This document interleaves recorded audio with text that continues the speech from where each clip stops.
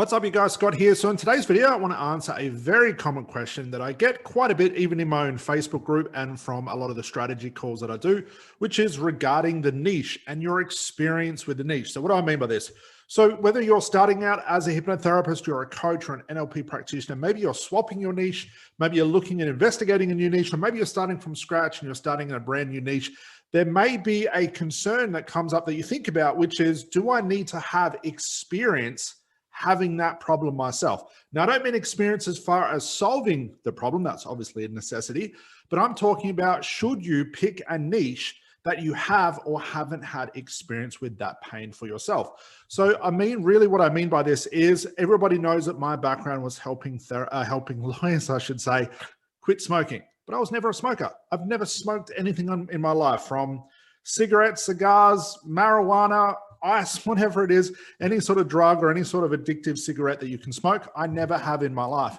As a matter of fact, some of my family have, but that was not the reason why I chose that niche. So I chose that niche because basically that's what my mentor was an expert in. And I found it really comforting to learn directly from him. And I could apply pretty much all the strategies he taught me to help smokers quit smoking very quickly. I enjoyed it. But then further on, I started to really enjoy just working with lawyers in general. I like their attitude, their persona, and things like that. So when it comes to picking your own niche, do you need to have experience having that problem yourself? And my own opinion, I'm not saying it's 100% correct, you don't have to agree with me, is no. I mean, sure enough, let's say, for example, I was a smoker and I had my own problems quitting smoking, like I couldn't figure it out, but then I would go ahead and try to help people quit their own smoking. That could cause some sort of issues. But again, I really just think it comes down to understanding this. In business in general, we know as therapists, as coaches, as entrepreneurs, your story doesn't matter. What you've been through, sure, you may be able to relate to your clients better, but it doesn't mean it's going to make or break your business. I think far too many of us, and I sort of fell for this at one point myself, and I see a lot of therapists and coaches falling for this and getting stuck in this place, which is, I'm going to go looking for a niche based off my own experience. So as an example, we have students right now that are working in places like narcissistic relationships. And while some of them have been through that themselves and do extremely well in their business, the flip side of that, we also have other therapists and coaches that have never had any relationship problems that are helping people with relationship problems and crushing it as well. Like I said, I think we fall into that place, which is, I'm only going to pick a niche based on my story.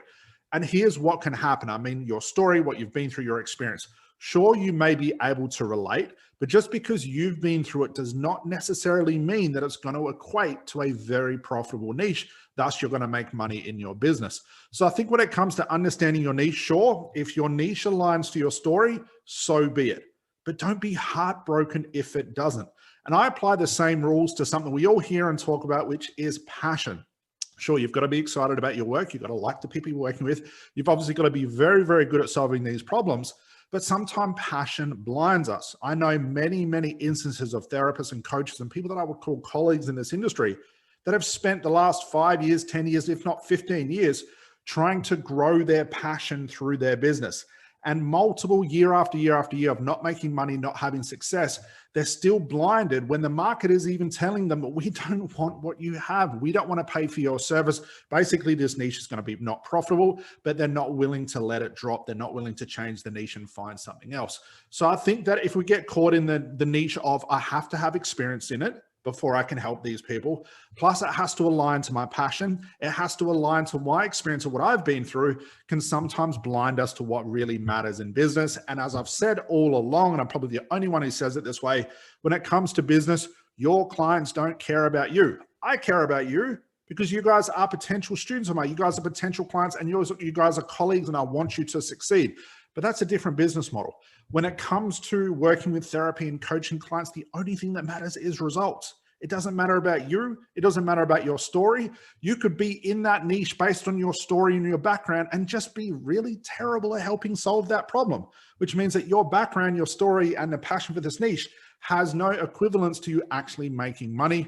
All clients care about is results. So guys, when it comes to picking your niche, therapists, coaches, NLPers alike, business owners, only thing that matters is results. Like I said, if your background or the experience you've had in that pain aligns to what you've been through, so be it. That's fantastic. but don't go investigating a niche or don't dismiss a niche because you've never been through it before. Now, obviously, let's say, for example, I probably couldn't help women with like pregnancy problems or real issues with women because I'm not a woman. I'm never going to go through that. I might not be able to relate at that level. However, I would still investigate that niche if I had some sort of interest in it or I knew that I could actually help these women. I would still investigate it. I would not dismiss a niche based on what I've been through. I always look at the results I can get people. So guys, like I said, whether you're starting out, whether you're changing your niche, it really doesn't matter. Don't be blinded by your passion. Obviously, you still want to enjoy what you do, but don't dismiss niches because you have been through it or haven't been through it, I should say. But also don't spend your entire career trying to chase a niche because you think that it has to relate to your story, your experience, and your passion. Because if there's no money there, the niche is not going to be profitable. It doesn't matter how good your marketing is, how well you can relate to that background and experience, how well you can solve that problem. If there's no people that are willing to spend money on this thing that you're trying to sell, it doesn't matter what you're trying to do, you're never going to make money. Just like a good therapist or a coach has to remain really, really flexible during the session. We sort of have to go with what the client presents us as far as information, changing our strategy, changing our technique. Business is no different. Business is not linear. It's not stuck. It's always evolving. It's like a living and breathing organism, and you have to put your ear down to the niche, down to the ground. You've got to be listening to what the niche is telling you. You've got to do this thorough research. You can't be stuck in this box, which is, it has to be passion. It has to be my experience. It has to be what I've been through, or this niche is never going to be able to work with me, because that's definitely not the case. Like I said before, I've never smoked. I never will. I know people that have smoked. I was just good at helping people quit smoking. I really enjoyed working with lawyers and they trusted me. I don't think I ever had a lawyer ask me if I ever smoked. The only time people ask me that is usually the students who are joining my program because they're curious. So this just proves to you, this is not just some theory. I'm giving you real world experience here that I created a very successful hypnotherapy business, having never smoked, never having issues with pain. A lot of you guys might not know that when I quit helping lawyers quit smoking, I moved over to pain control, and I did very, very well there till I started teaching hypnosis and made an evolution of my whole business, my career. But I never really experienced those things for myself. I just knew who the clients were. I knew there was a big market for it. There was a lot of money to be made. And I also knew I was very good at solving that problem. And that's the only consideration I took.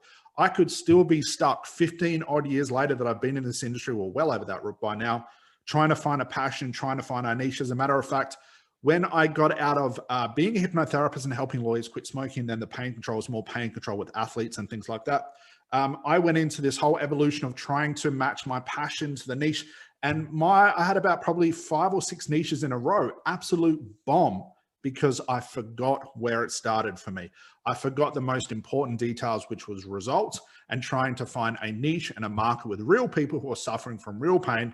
I forgot all that for some reason, call it a more than rookie mistakes. I've been in the industry for a long time. I forgot the rules when it comes to business. And when I went chasing this passion, I wanted to help people in personal development and do all this cool stuff and trying to invent this new personal development thing. It bombed time and time again. I wasted a lot of money and a lot of time until I resorted back, stopped listening about what was going on in my head, stopped trying to focus on me, and started looking about what real people want. So guys, when it comes to your niche, forget about your passion for now. That can come later.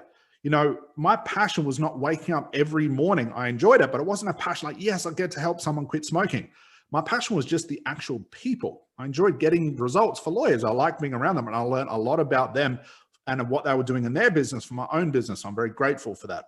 But don't get caught in your passion. That'll come later. Don't think you can't work with a niche because you haven't experienced it before. But also on the flip side, which I think is actually worse, don't get caught in following your passion. Don't get caught in it has to be this way because of this is my experience. I've had relationship problems. That means I can only work with relationship issues, because that is not the case. Get out of your head. Stop thinking. Look for real people with a real problem that are willing and able to spend money on your service, and then go out and start to promote this. It has nothing to do with you. The you will come later. Passion will come later. Maybe it'll align with your story. Who knows? At the end of the day, no one cares about you. I do, of course. I want you to be successful, but forget about yourself. Business is about your clients, not about you. So that was a real roundabout way for me to say, never smoked, but I helped smokers. So take that hopefully into your niche in your business as well. Don't get caught in that confusion and those issues around picking a niche or changing your niche. Go with what the market is telling you that they want, not what you want for other people. Has nothing to do with you. So guys, hopefully that answered that question. Let me know. Let me know below in the comments, guys. What is your niche? Is this the first niche for you? Are you changing niches? Has this little intervention I've given you guys, has this helped? Has this cleared up any confusion? And as always, if you have any questions, let me know below. I'll see you guys in the next video. Bye for now.